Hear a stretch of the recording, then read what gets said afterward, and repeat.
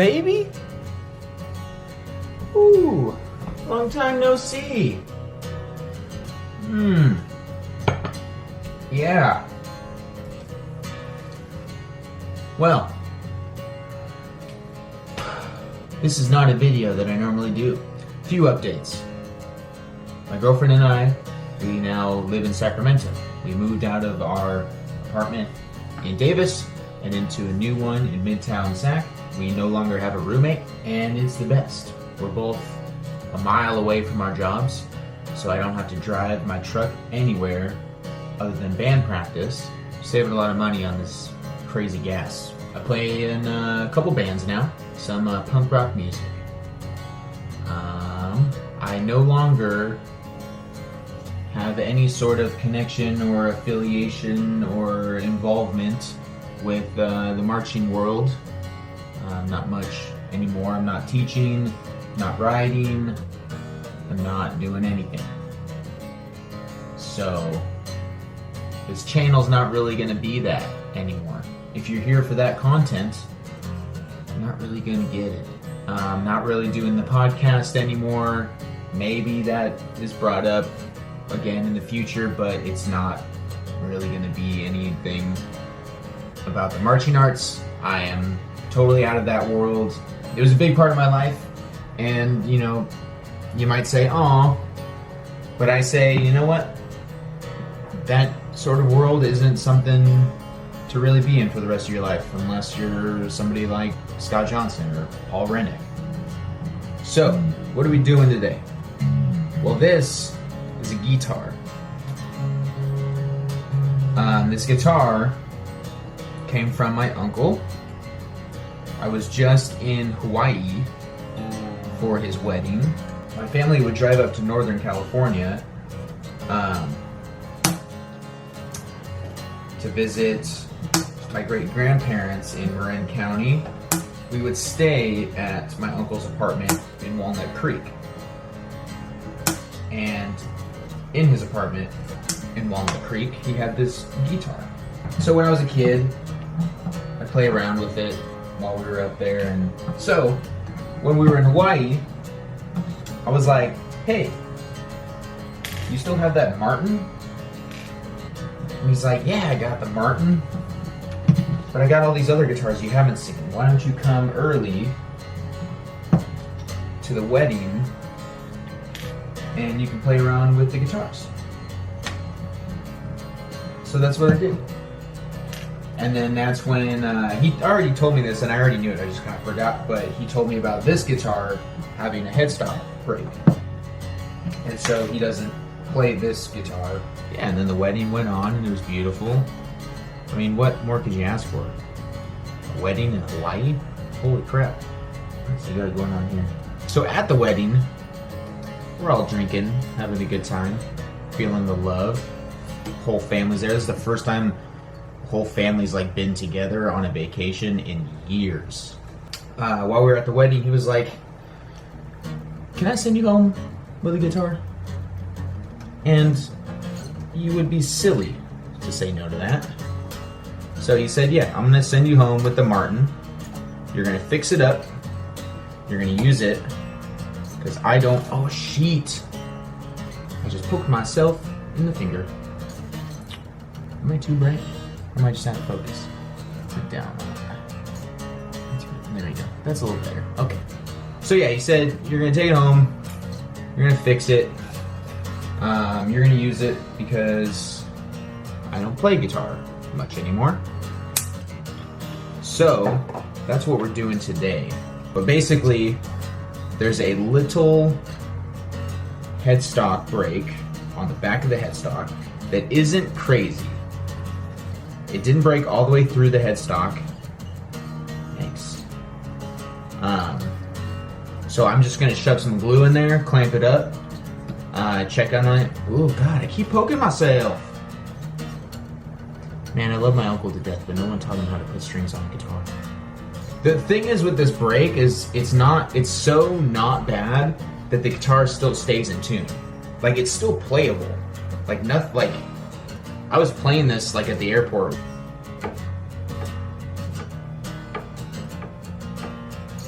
right, so already loosening this tuner, I did hear a little shift in something. So it sounds like this tuner was kind of holding everything together. So I'll be nice and gentle trying to get this guy off.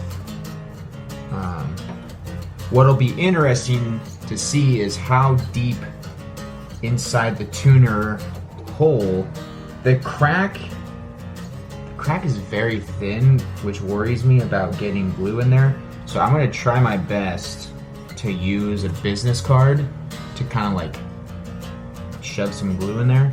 Okay, I could probably see it better from the other side, but it doesn't look like the crack got too crazy down in that hole. There we go. Yeah, okay. Continue.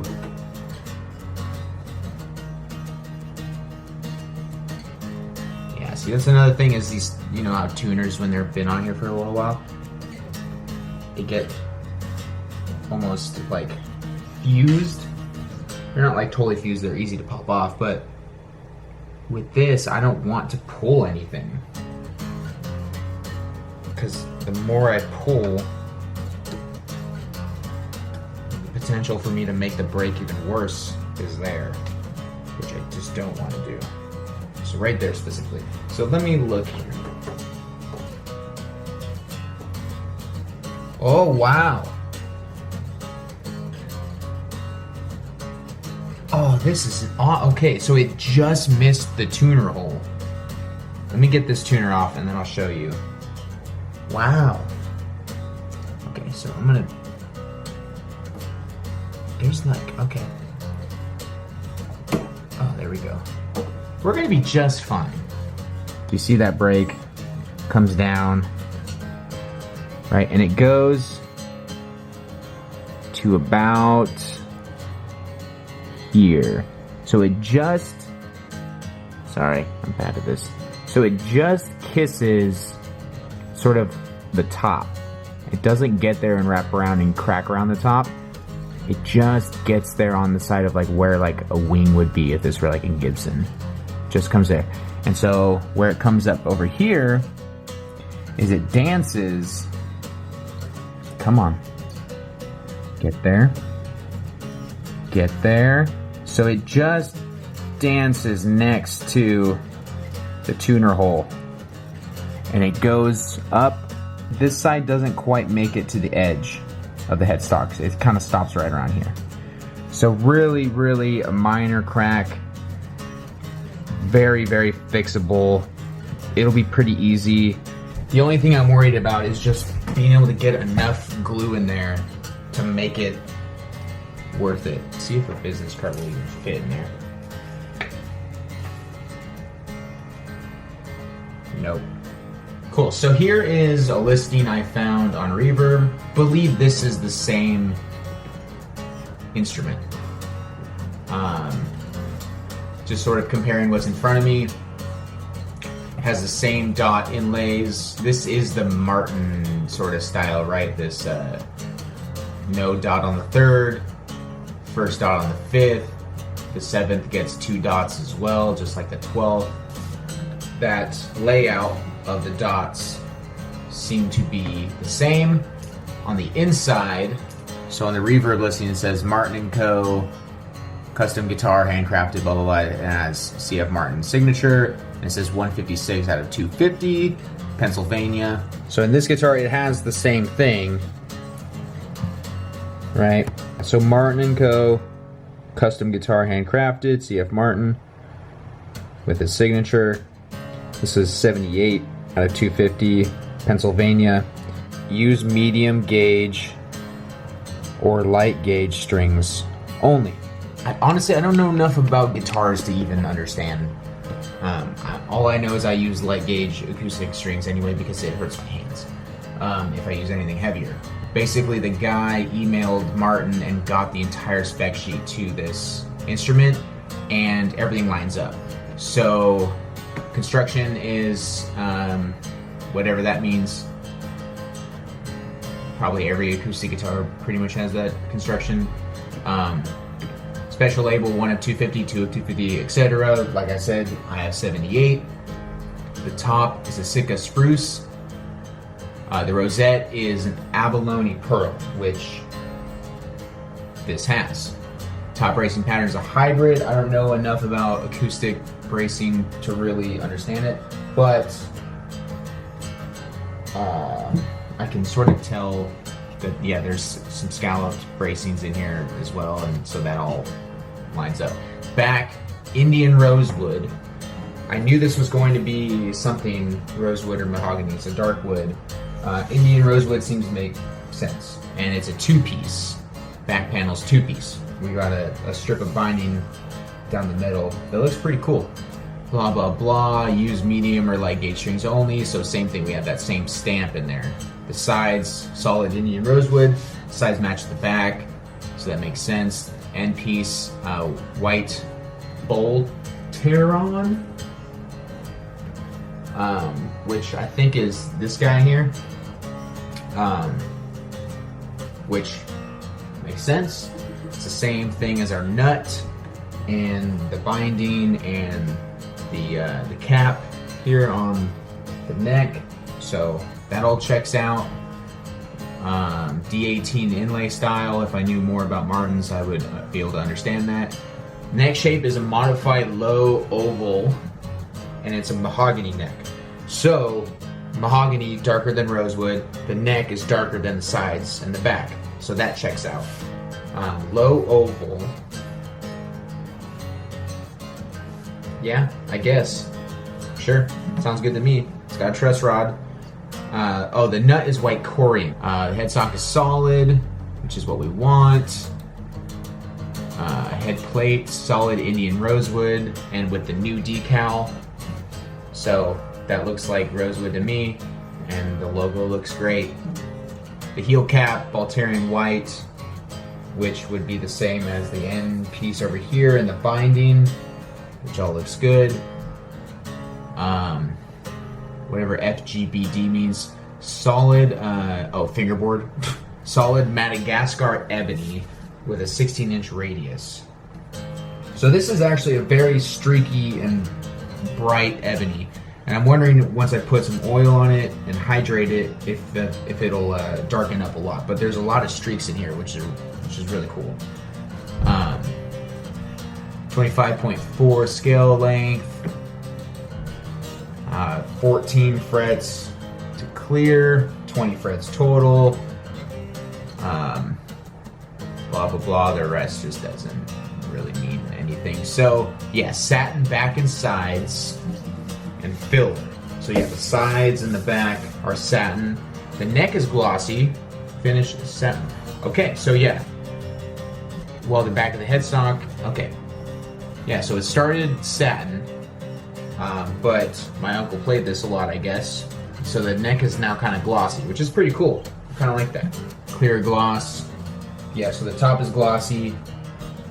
Bridge, same thing as the fingerboard, but it's also kind of bright, so I'm hoping it darkens up when I condition it. Future Dane here. I was just sitting with the guitar and realized that I'm a complete dumbass. And on Martins, the model and serial are like on the neck joint. So, here. So there we go. Martin & Co. Custom 744997.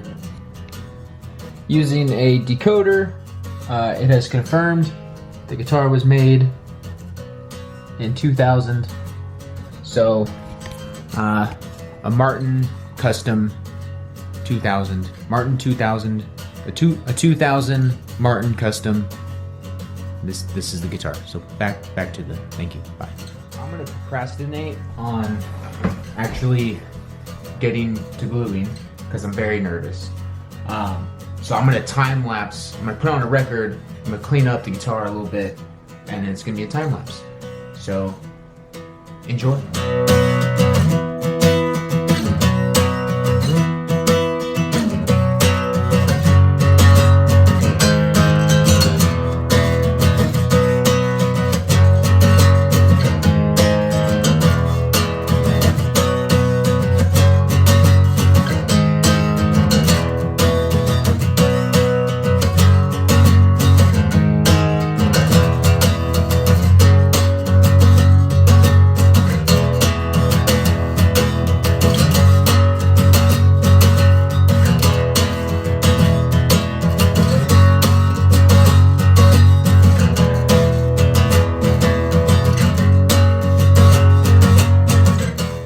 so cleaned her up, cleaned the frets, conditioned the fretboard and the bridge.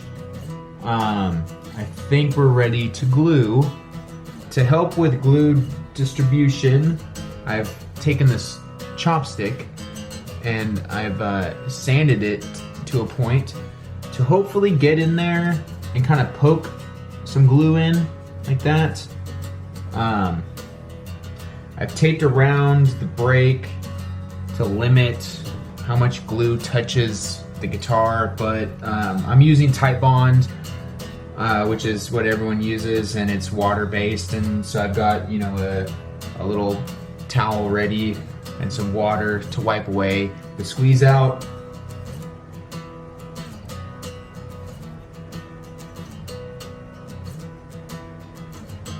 And rock with that.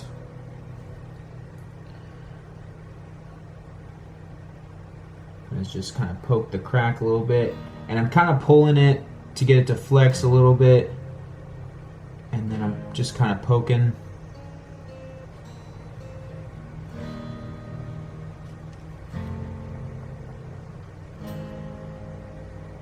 I kind of want to turn this, see if we can't use gravity to help us out, get some glue in that crack.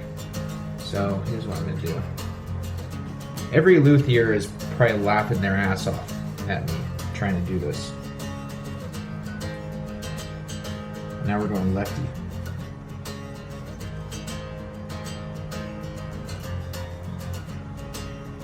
Okay, it looks like some got in there. We'll definitely be able to tell on the squeeze out how much really got in there. Take this tape off.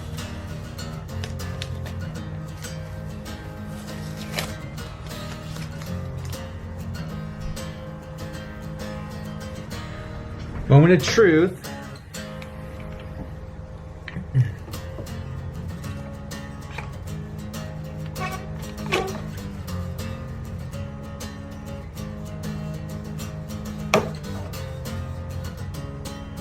That's what we're looking at right there. We got a decent amount of squeeze out, so I think enough got in there. Let's move that out of here. Okay, so I'm not quite getting pressure I want on it. It needs to be more like that. So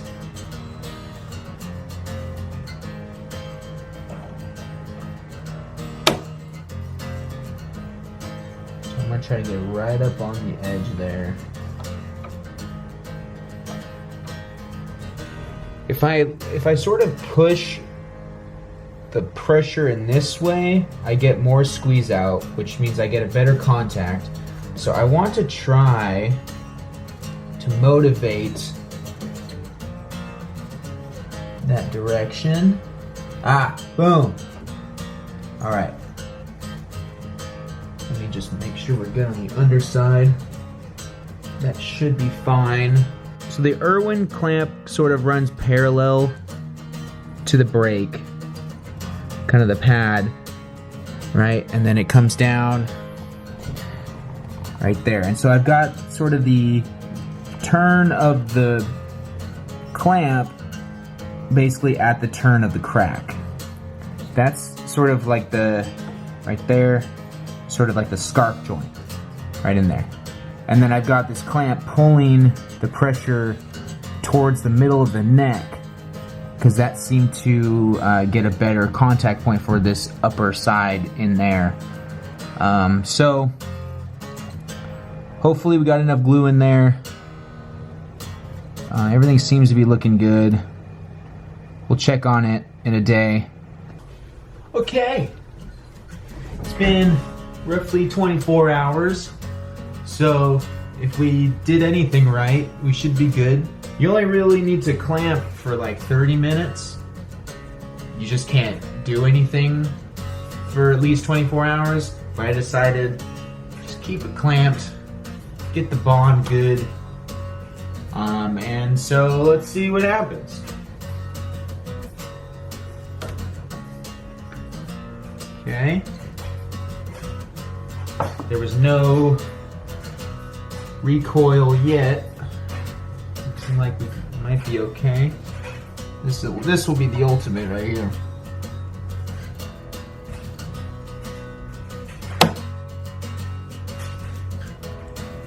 Okay. Cool. So this is just leftover glue right here, but you can see the joint. It kind of looks like a scarf joint now. So I'm gonna try to clean up that glue, get it as smooth as I can, and then I'll show you what it's looking like after I do that.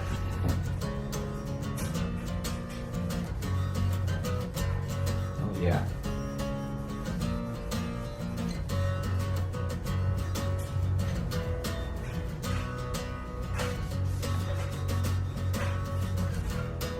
Wow, that's awesome. Man, that cleaned right up. So you see the break. So what I'm talking about up there, you can kind of see how some, come on, get there. Some seem to be just finished checks, and others might be a little bit more than that. Can't really see it over here, but there's some finish checking over here too. So it looks okay. Overall, I'm pretty satisfied with my first attempt at a headstock repair. Granted, very minor, and there's still a few more things to do, but to save time, I'm just gonna go ahead and I'll very quickly time lapse the super glue part of it, and then we'll get to putting it back together, stringing it up, and playing some tunes on this nice little Martin guitar. Super glue is here. Boom. Boom, baby. All right, so what we're gonna do here is there's just a few itty bitty cracks that I would just want to get some glue in that I know not a ton of wood glue was able to get into. So I'm gonna rub Vaseline kind of around the area. That way that limits how much glue touches the headstock, and I should be able to just wipe it away nice and easy. All right, so I'm gonna start in this little area.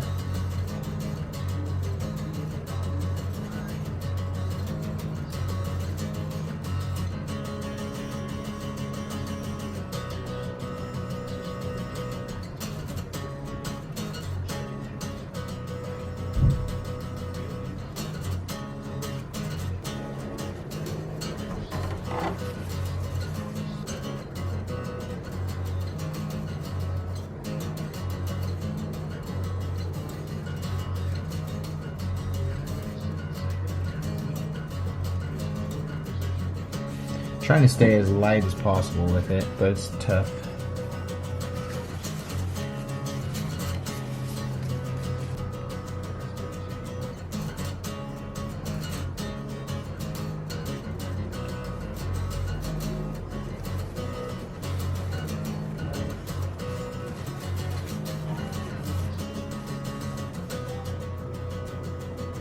Right down in there.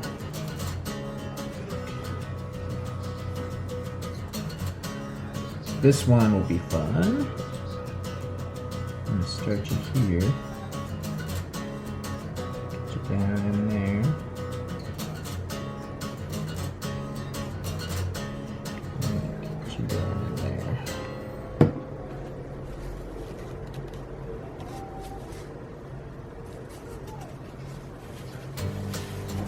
Whoa! Losing it.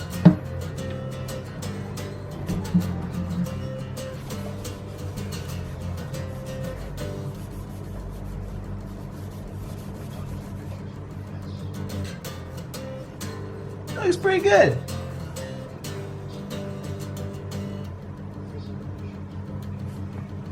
Let's see how we did.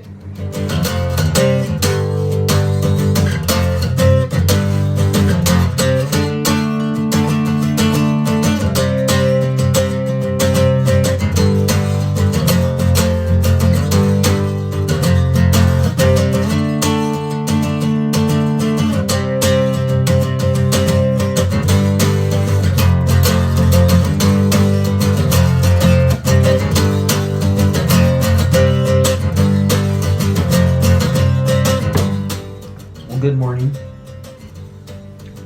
The guitar is essentially done. Everything works with the headstock, and I strung it up and it's playable. I'm just not totally happy with the action. So I'm going to take the saddle off, take some material off, try to lower it. Sort of the point of no return. I didn't want to do it because I'm afraid to do it. I don't want to ruin anything. I don't want to have to like buy a new saddle, get it cut, and then I'm, you know, like taking it to a guy because I can't do that. But hey, you only live once. So what we're gonna do is I'm gonna write down where we're at with the action. I don't know how to read a ruler. Yeah, so we're at about an 1/8 inch on the guitar I normally use. So we need to come down a little less than an 1/8 of an inch. All right, well, if any real luthier watches this video, I'm gonna do something that you might cringe at. I'm gonna use needle nose pliers to take out bridge pins. I'm gonna be very careful, but they need some motivation.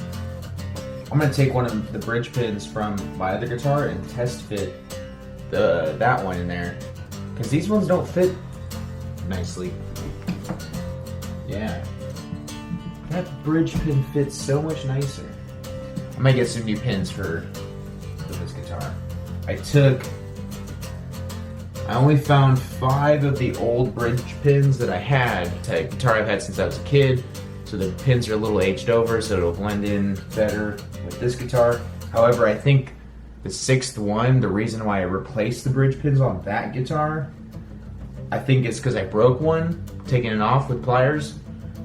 So I have one like stark white one that doesn't really match, but it's okay. Let's see if we can get the saddle off.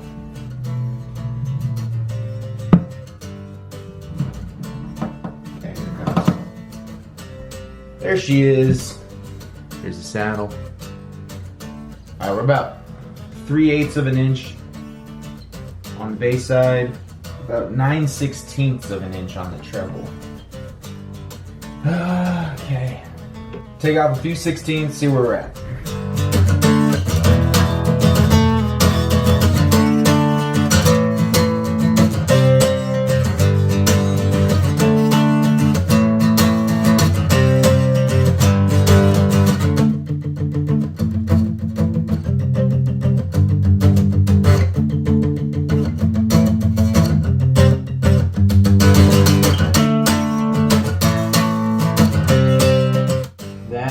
About as low as I think I want to go. Alright, we're all tuned up. There's no fret buzz. I mean, these are pretty low frets anyway, but there's no weird fret buzz going on with the open strings.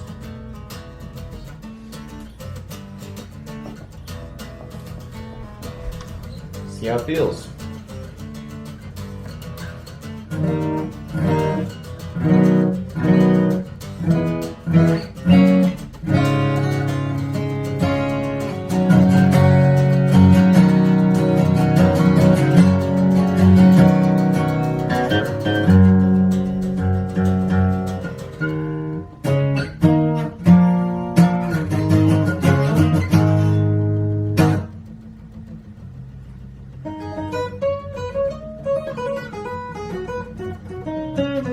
It looks so much better. Oh, it's actually flat with the neck now. The string, yeah, the string path is flat with the neck. That's so cool! Because before, right when you kind of get to right around here, and then going into the neck joint and where the neck meets the body, the strings were just like, it wasn't terrible. It wasn't like anything, it didn't look like anything was wrong with like any sort of lifting of the bridge or any bracing issue or any neck issue. Like this doesn't need a neck reset. The saddle was just a bit too high. and I like the break angle much more with the new bridge pins, being able to drive the string down a little bit more. Well, here it is in all its glory. Sum up of everything I did to it. For starters, the obvious, the headstock brake. Turned out pretty good, I think, if it'll focus, yeah. You just see a little scar there. It looks worse on camera, as it always does.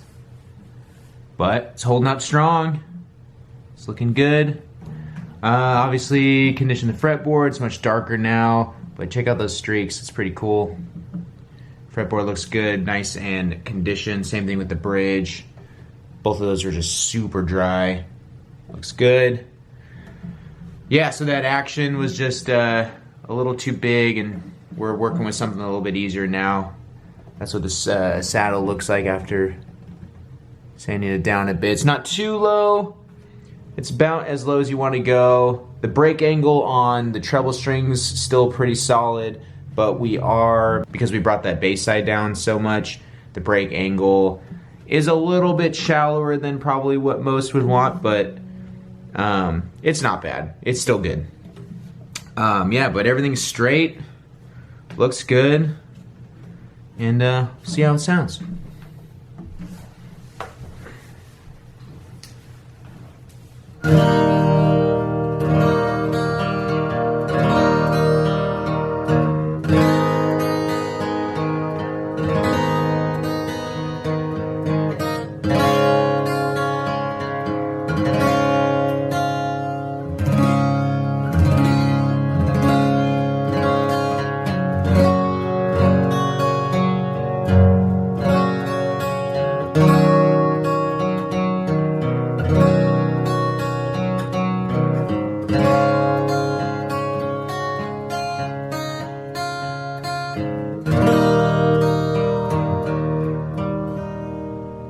Sounds pretty good.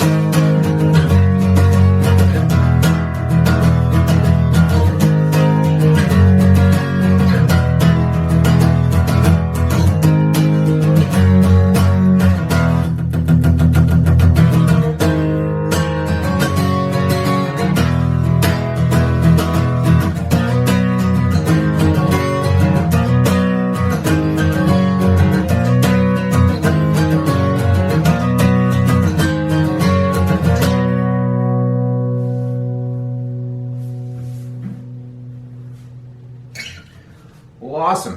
I think that worked out. It's a very, very, very good guitar. So, much happier with the playability now.